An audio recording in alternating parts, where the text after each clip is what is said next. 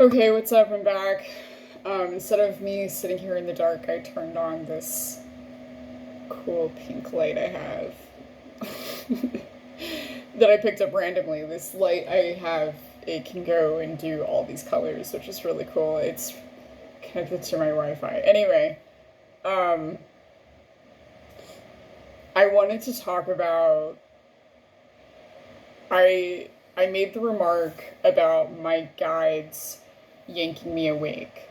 So when you're dreaming, your consciousness leaves your body and it goes into astral realm, whatever that is. And I believe there were some things happening in that arena that they needed to remove me from. They were waking me up like all the time, like by jolting me awake and stuff. This is just a theory I have. I don't really understand it. Sometimes, like when I'm at the beach and I fall asleep, and then I'll be like, oh, I'm surprised they're not waking me up. And they'll wake me up, and I can't tell if they're. Because they have a sense of humor, which is cool. Um, what's really cool about spirituality, what I've gotten so far, is since everything is here for a reason, like, they have a sense of humor too, you know? Like, there have been some kind of embarrassing things that they made sure to poke at me about. And I mean, it's cool. Like, and I'm happy to know that, like, this higher collective energy around us also can have a lot of fun. Because honestly, there's some really dark parts to this whole process. And, like, if you don't have that, or if God doesn't think that that's, like, a thing that you should have, then what kind of God is that? But back to the dream stuff. Um, so I kept getting yanked awake. I was also being kept awake all this last year for other reasons I'm not going to discuss right now. But the guides was a big one. That was one of them. Um,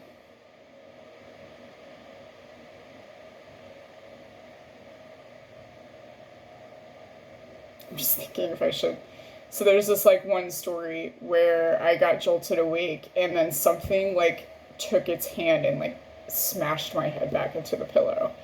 So I'm like, there's just some weird things that have gone on with me and I can't tell what's what and I'm really trying to like figure it out on my own.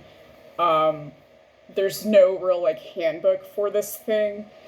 And if you haven't figured it out yet, I'm quite the thinker. So I experience things and then I make assessments based on what's happening to me in a very like rational, scientific approach. And I'm willing to just like make up theories without knowing everything. I don't need to know everything. Um, but it would be pretty cool. But what fun is that? So, um, anyway, so when you're in this astral space, when you're running into people that you know in your dreams, that means that they are also asleep.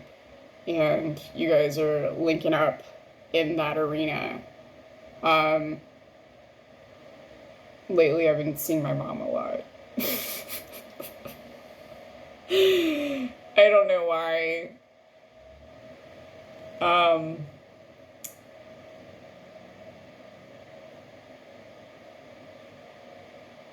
I don't really know what I'm trying to say. I have like a couple strange things about dreams. Um,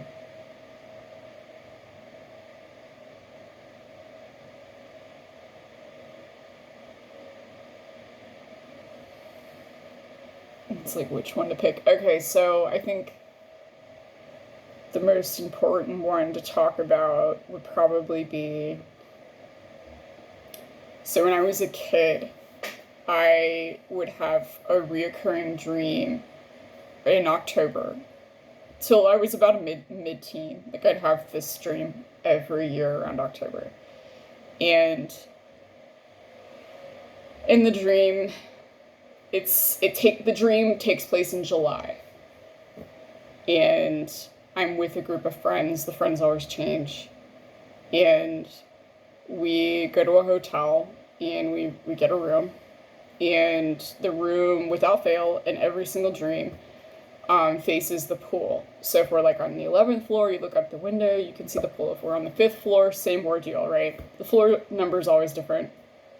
But without fail, every year, we check in, we put our shit down in the room, and then I go to the window and I open it and I jump out into the pool.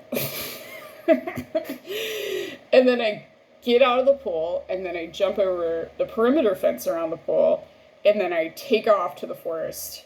And in the forest, I always find a cave. And it's like a clay cave. It's very orange in the inside of it. And everyone's like, when I'm running away, they're like, Cherry, where are you going? And I'm like, I don't know.